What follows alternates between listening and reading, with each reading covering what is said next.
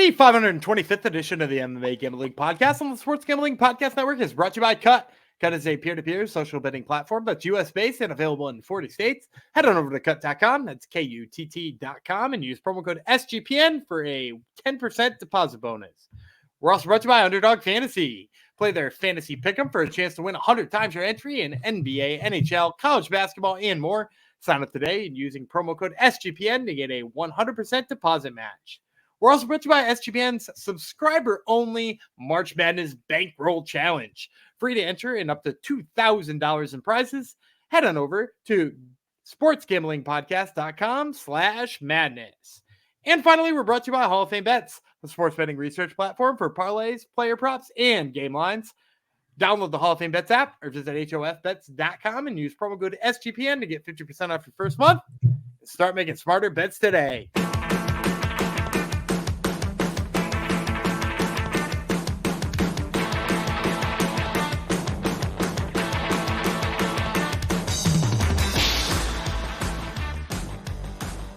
Heidi ho, degenerinos, and welcome back, or for the first time, to the MMA Gambling Podcast and Sports Gambling Podcast Network. We are up to episode 525, rolling right along. This one's going out to Andy Clamp.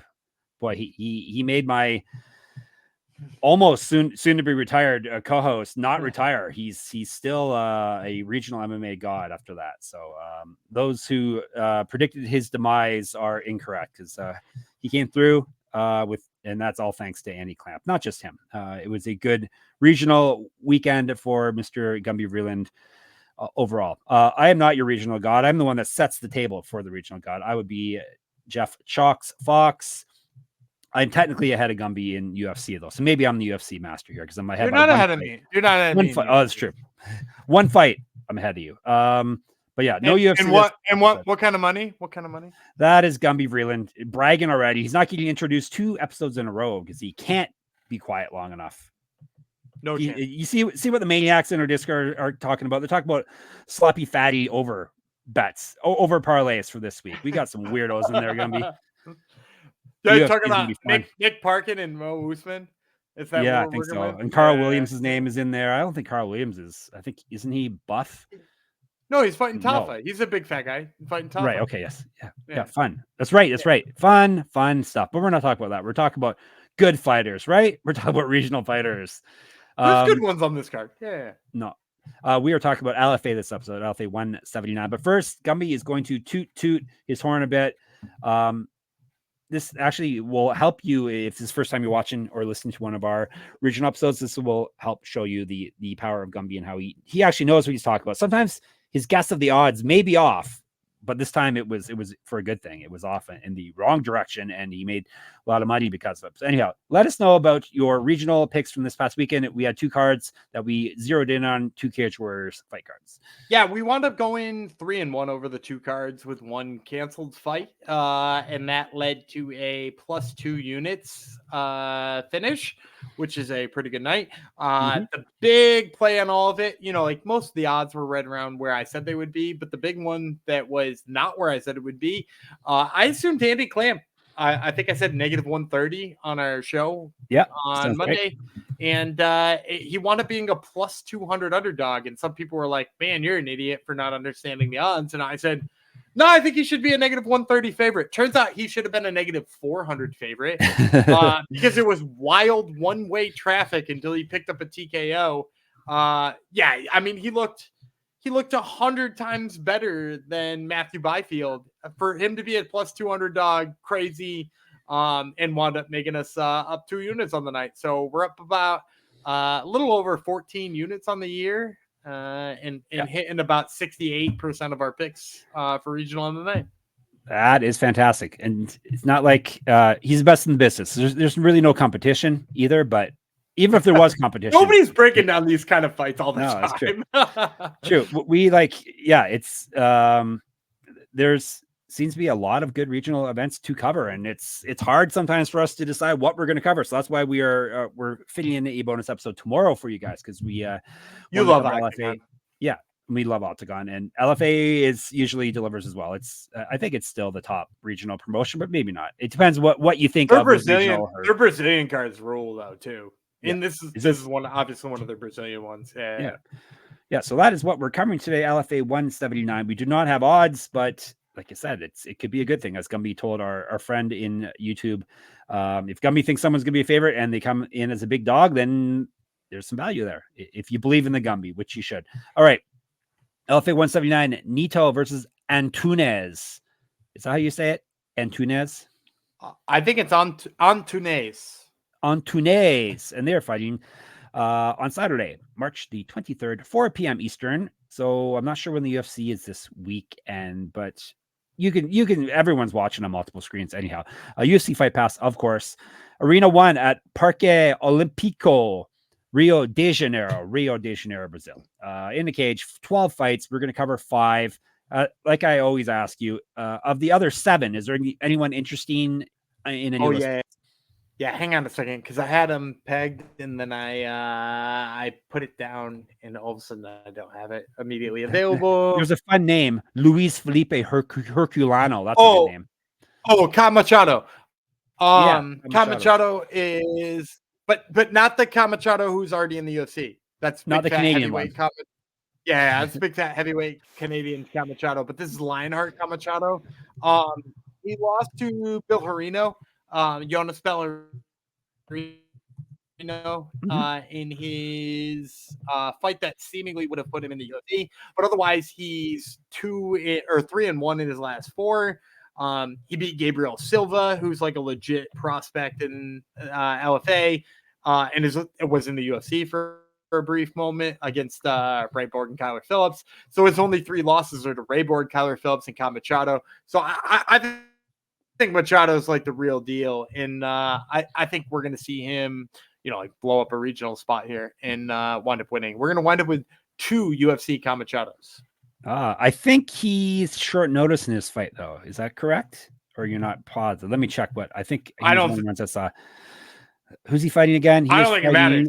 I don't think it matters. Felipe Oliveira, and yes, it is short notice, but Gumby says it does not matter. So Kyle Machado is good. All right. He's got 25 fights already. Why is he not in the UFC if he's so good? There. Because he lost that one weird fight to Jonas Bellerino. And like, I think he was going to win that fight until Bellerino hit it. Like, I want to say it was like a left body kick. He hit the liver and it crumbled him. And not that, like, you can't take credit away from him for hitting a body kick. But like, at the same time, like, I think he was in charge until like kind of a fluky KO. All right, there you go. So keep an eye on that, gentlemen. We're going to cover the fights after he fights. He's fighting, I think he's the opener of the main card, I believe. He is the 6th main card fight. Yeah. Yes, the 6th main. Yeah, so the opener. We're going to cover the 5 before that. After, let me tell you about some of our friends first before we dive into some winning picks for you. Other places that we're going to save you money. What am I going to tell you about first? How about the March Madness contest? It's a SGPN subscriber only contest. So here are the details of it. The contest is free to enter and only open to subscribers of SGPN shows. For every SGPN show you're subscribed to, you'll get bonus credits to use in the contest. It's a bankroll style contest and winner take all for $1,000 prize or $2,000 if you're subscribed to Sports Gambling Podcast Patreon. Go to sportsgamblingpodcast.com/madness. That's sportsgamblingpodcast.com/madness. The more shows you subscribe to, the bonus credits. And if you're in the Patreon, you get double your money. So that's pretty fantastic. And if you see on the screen, if you're watching on YouTube, thank you. You'll see on the screen, the Gumby has got our Merch Madness contest up there. 15% off everything in the merch store. That would be sportsgamblingpodcast.com/store. Promo code is madness.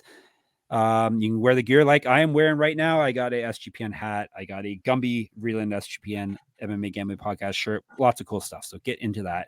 And I need to tell you about Cut. Cut is a peer-to-peer social betting platform that's US-based and available in 40 states. Peer-to-peer social betting is a new and better way to bet. Bet directly against your friends or other users on sports, politics, pop culture, and other events with verifiable outcomes and tons of fun social features that give it the feel of a betting social network. Cut offers a lower, big, and fully customizable odds. Create your own bets which we're looking to do. We're looking to get some SGPN, we do have SGPN bets on there, but some MMA gambling podcast specific odds on there. So make sure you check in for that. Cut down on the payment side of things, so you never have to chase anyone down for money. Social features include group chats, betting leaderboards, head-to-head history, user profiles, fan groups, and more. And the rewards are you get your cash back every single time you bet against your friends or other users. Download Cut today in the App Store or over at cut.com. That's KUTT.com, and use promo code SGPN for 10% deposit bonus. And Underdog Fantasy, it's the easiest place to play fantasy sports. It's also the fastest growing fantasy app in the industry, and there's a reason for it. Not just because Gumby and I write articles on our site about it. It's because you can win 100 times your money in a single night. All you got to do is pick between 2 and 5 players, build a pick'em entry, pick higher or lower on their stats. Boom, 100 times your money. Sign up today with promo code MMASGPN and get your first deposit doubled up to $100, as well as an instant pick'em special. Visit underdogfantasy.com or find them in the App Store, and don't forget to register with the promo MMA.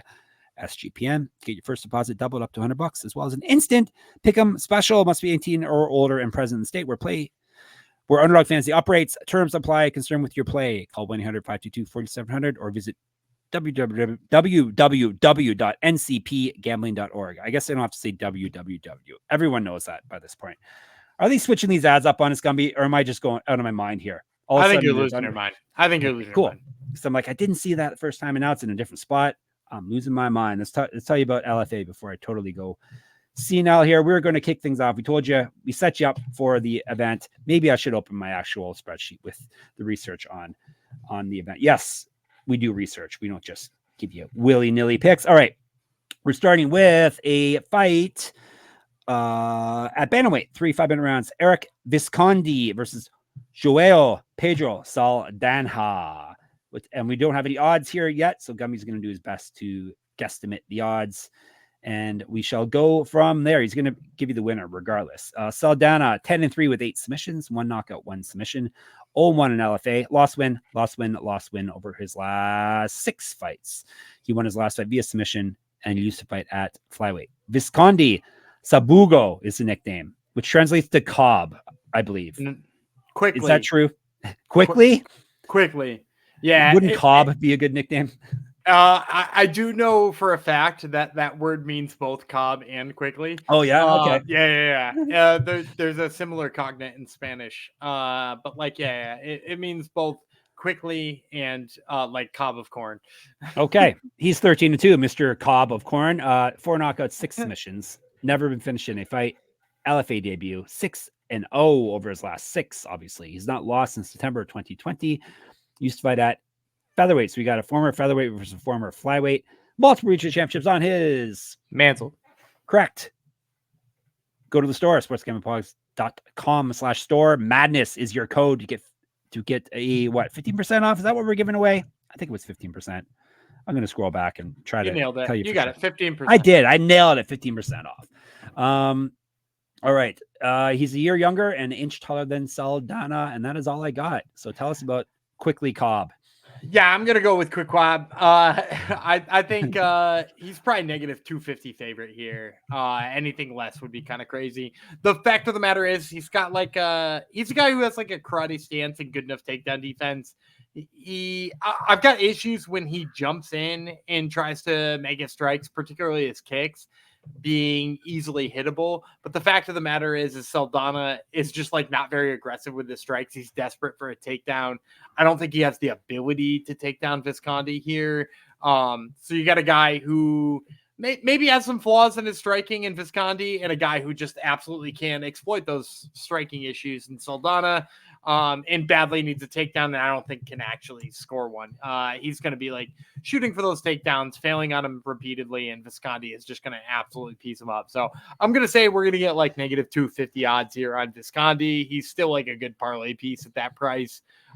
It gets any lower than that, I would say bet the hell out of it, because I think he's just going to absolutely piece him up. All right, there you go, ladies and gents. All right, we're going all the way up to welterweight now, 3 5-minute rounds. Michael Oliveira versus Dallys Moraes Gama. All Brazil versus Brazil over the first 2 fights we're covering here. I'll tell you about Gama first. 7-3, 4 knockouts, 1 submission. He's been knocked out once, submitted once. This is his LFA debut. He's won 2 straight fights. Before that, he lost 2 straight. He's not lost since September 2015, so he took some time off. I used to fight at middleweight. 2013 was his pro MMA debut. Oliveira, PQD is the nickname. Do you know what that means, Gumby? No idea. I typed it in and it said it's an abbreviation for something. It said, but if you do Portuguese to English and type in PQD, it says because. Sure. I don't know. Maybe one of our Portuguese Michael because.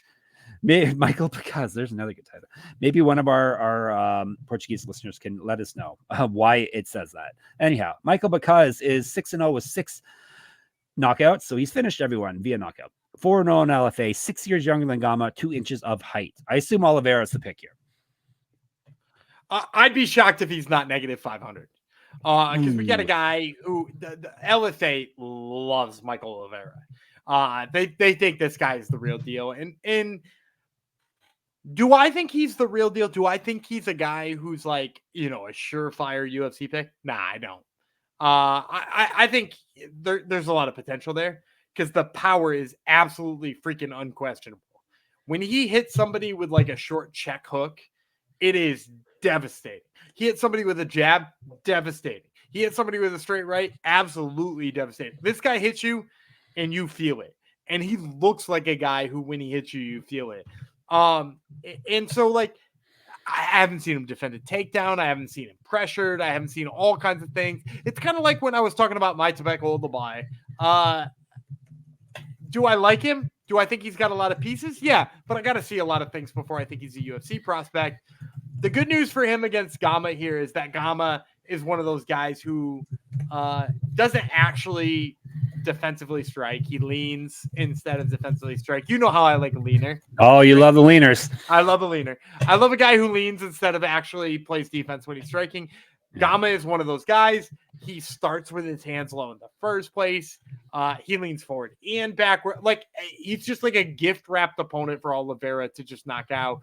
I'm guessing negative 500. Oliveira is still the play here regardless. So, yeah, I like Oliveira. I'm still wanting to see him against somebody a little bit more legitimate than Gama. No chance we're going to get good knockout props for him here. No. They almost never give us knockout props in the first place. And even if they did, it would be like, you got negative 500 on the money line and it's like negative 480 on the knockout prop. Yeah, he doesn't really hide the fact that he is a knockout guy. All right. There you go. Another winning pick for you, Oliveira. Where are we moving on to now? Let's get to the right tab here, shall we? All right. Women's fight. Strawweight. Yasmin Castanho versus Natalia Alves. Couple of Brazilians. You guessed it by the names. Let me tell you about Alves first. 5-0, 1 knockout, 3 submissions. 2 straight fights have come via finish for her. She's won via finish. Used to fight at flyweight. 4 years younger than Castanho. 4 inches taller. Castanho, monstrina, which means little monster.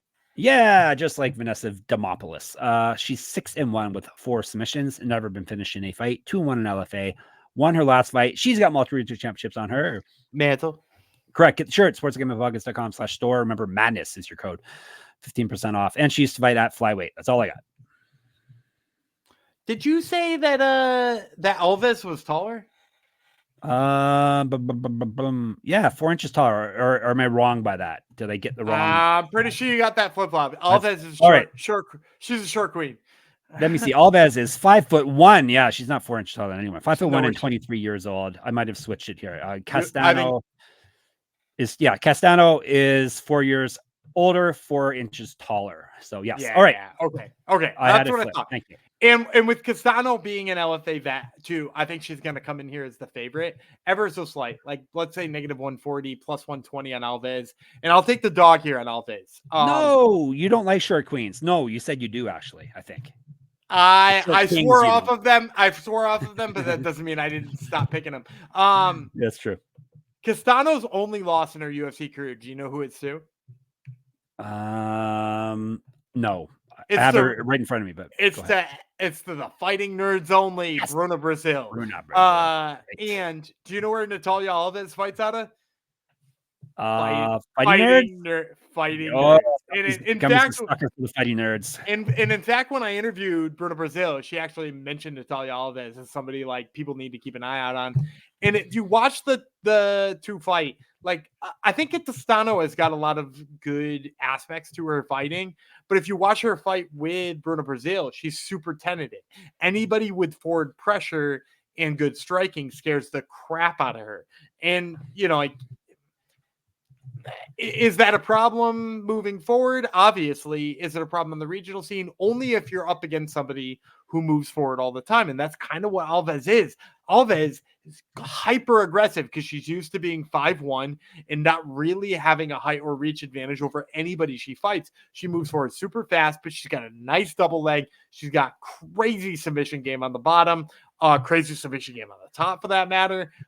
I think she's just going to pressure Castanho and will probably hit her on the feet enough. And even if she doesn't, I think the grappling advantage is there. So I'm guessing Alves is a slight dog, and I like her a lot in this spot. Hopefully you have big dog. We want a big dog. All right, before we move on, game time. I'll tell you somewhere you can spend some of this hard-earned winnings. You don't have to spend too much because game time is the spot to go for last-minute ticket deals. It's the fastest growing ticketing app in the country for a reason. You get images of your seat before you buy, so you know exactly what to expect when you arrive. You can buy tickets in a matter of seconds, 2 taps, and you're set. And tickets are sent directly to your phone, so you never have to dig through your email. Here's what you got to do. Snag the tickets without stress with Game Time. Download Game Time app. Step 1. Create an account. Step 2. And use code CFBX for $20 off your first purchase. Terms apply. Again, create an account and redeem code CFBX for $20 off. Download Game Time today. Last minute tickets, lowest price guaranteed. All right. We are moving along, flying through the LFA fight card. We're up to the co-main event already. 3 5-minute rounds at featherweight. José Delano versus Alan Villalba. Alan Villalba is from Argentina, not Brazil, like everybody else. All right. Villalba, I will tell you about him first. He is El Gacho, is the nickname. 17-6. 6 knockouts, 9 submissions. He's been knocked out once, submitted twice. 5-0 over his last 5. Did not lose since May of 2021. He's fight at lightweight, was regional champion, inch taller than Delano. Z is Delano's nickname. Zeddy. He's 13-3. 3 knockouts, 4 submissions. He's been knocked out once, submitted once, 4-1 in LFA, 12-1 over his last 13. He won his last fight, lost the fight before that.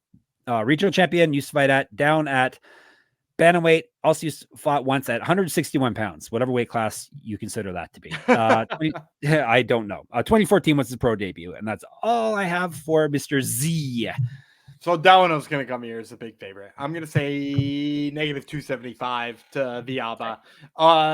And I'm going to pick Delano here. They're bringing in a guy from Argentina who I don't think is bad, but at the bottom line is like when you look at what they're doing, they both kind of want to do the same thing. And one does it really efficiently and smartly, and one does it kind of like an idiot. Delano, sharp 1-2. Excellent footwork, like basically UFC ready. Probably would already be in the UFC if he didn't lose that fight 2 fights ago. Sharp 1-2, good angles, cuts him down, pushes him back against the cage. And Villalba, if you've watched any of his fights, is like spinning back kick to spinning hook kick to spinning back fist. And like, can that stuff work? Sure, it can work against some people, but just like against a guy who is technically proficient like Delano, I don't have any faith in it. I don't believe that you can get that done repeatedly, or like you can land that big shot against the guy who knows what he's doing and against the guy who does all the little things right. So I think Delano just picks him apart. I think he probably wears him out. I think he probably looks better in the later rounds, and at negative 275, it's still probably not high enough. So if he comes in at negative 300, 325, throw him in a parlay if you want. Throw him in a parlay. All right, fine. We better get some dogs here, though. I guess you gave us. I already gave you one. I gave you what I thought. I thought Alves is a dog. Yeah, hopefully that one comes through. All right, let's get you our main event of the evening pick: LFA welterweight championship, 5-minute rounds. Geraldo Neto from Brazil versus Vanilto Antunes from Brazil as well. Like I said, this is 5-minute rounds for the LFA welterweight championship. Why is Neto not in the UFC? Usually, when you win, you go to the UFC immediately when you become champ. I think some of that is the lack of defense and the ability to get to the US too, because the other thing is they just gave up an interim welterweight championship that went up in Niagara Falls. Right. And yeah. I think I said on that, I was like, I think Neto just can't get to the US right now. And so like, give me a defense in Brazil, Mhm. unify it if you can. And if you can't unify it, like maybe just get him to the UFC afterwards. So yeah, I think Neto's on the UFC shortlist already. That's right. Gumby told us about this fight a few weeks ago. All right, let's tell you the info on it now. Antunes, the challenger, 15-6, 13 knockouts, 1 submission. He's been knocked out twice, submitted 4 times. This is his LFA debut. He's won 2 straight fights and 3 of 4. Both of his last 2 fights, he's finished his opponent in. He's not fought since December of 2022. He's not lost since May of 2022. Was regional champion, 2014 Pro MMA debut, 4 years younger than Neto. Luen Santana is Neto's nickname, who is a Brazilian pop singer. I believe I had checked before. All right, 18-6, 9 knockouts, 7 submissions. He's been knocked out 3 times, submitted twice. 2-0 on LFA and the champion of the world. 6 straight wins for him. He's not lost since May of 2021. And 2011 was his pro MMA debut. So I think this fight is a lot of exactly what we were just talking about in the last fight, where we had Jose Delano versus Alan Villalba. And I think it's the example of a guy who does everything technically proficient against the guy who's beaten up a bunch of people on the regional scene by doing high risk, low reward moves. And Antunes is the kind of guy who is doing the same exact things as Villalba is, except in the grappling realm. He's a guy who likes to do like suplexes and big, heavy, pick him up, carry him across the cage, drop him on his head kind of shit. And whereas Neto is just like very super smart when it comes to like grabbing body locks, inside trips, simple double legs, push him up against the cage and wrestle him that way. And for the same reason I'm picking Delano, I'm picking Neto here. And yeah, he's probably going to wind up negative 225. And am I going to love that number? Enough to put in a parlay, probably.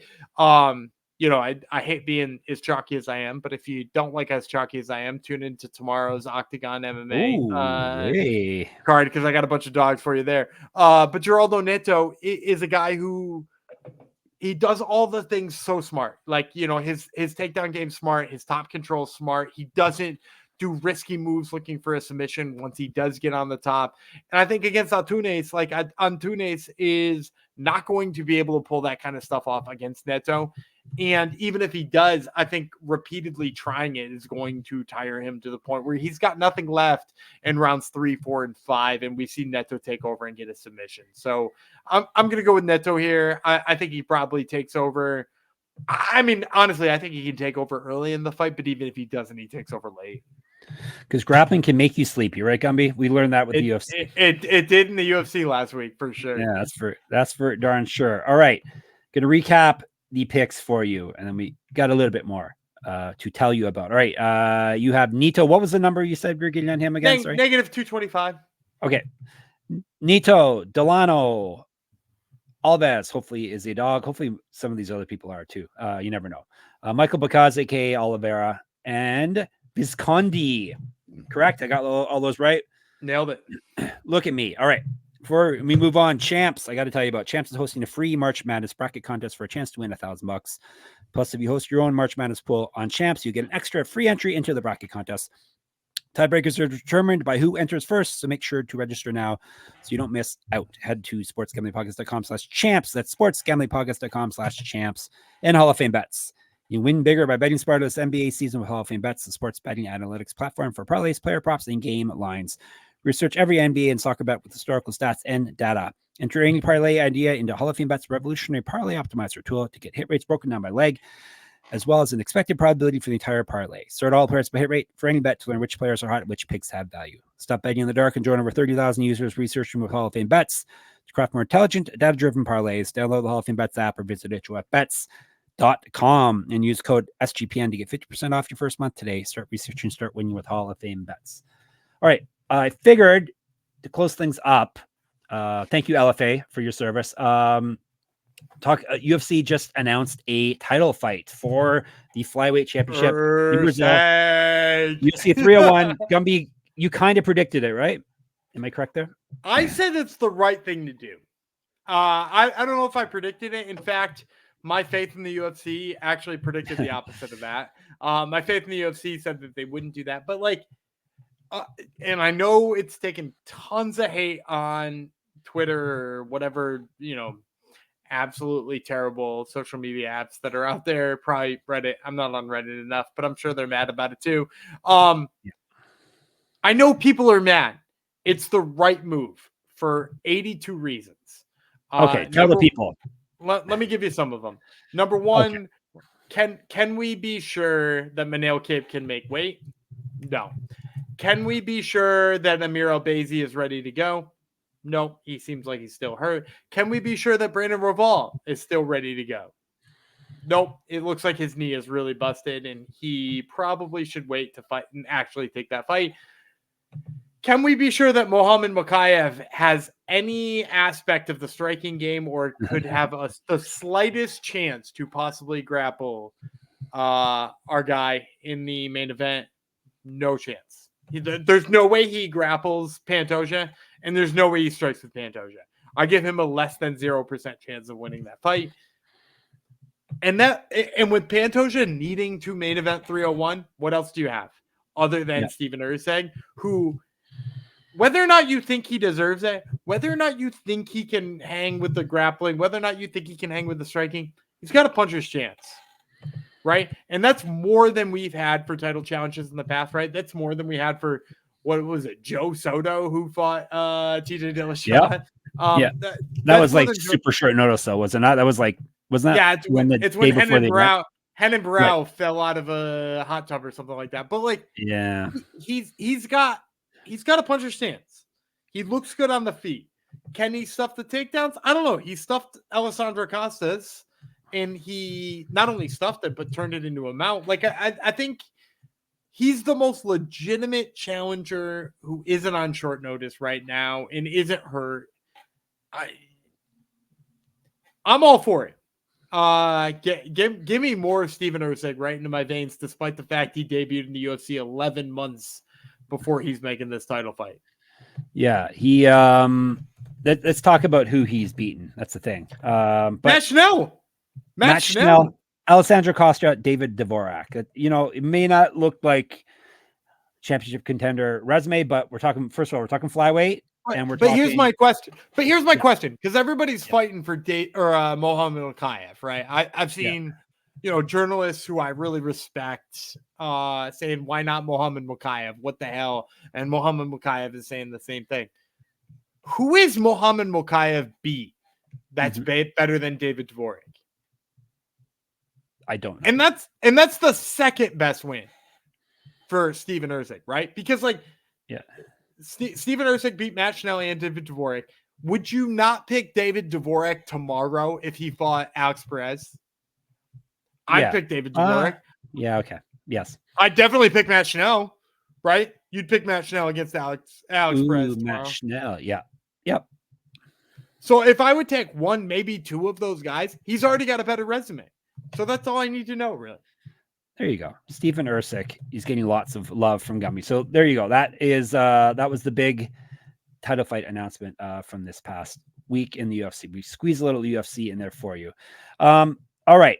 And a lot of things, like I always say, right place, right time is a big thing in the UFC. If you're available when they need a title fight and, they can, and you're decent enough fighter, Erceg's better than that. But if you have a compelling case, compelling case and you're available, then you can get a title shot, just like Sean Strickland did, and he actually won. So you never know how these things are going to shake out. So one thing I do know, you will find us in the Discord, sportsgamblingpodcast.com/Discord, Twitter, SGPN MMA, Jeff Fox Writer, Gumby Vreeland. They're the handles. I'm Jeff Fox Writer on Instagram.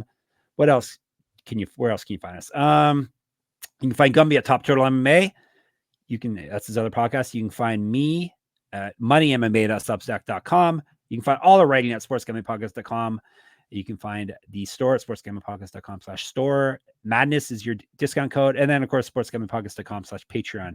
We're getting out of here because we're going to get right back in your ears again tomorrow with Octagon. Gumby, get us out of here. I'm Danger Gumby Freeland. He's Jeff Corncob Fox. And we will see you on, I guess tomorrow. Yes.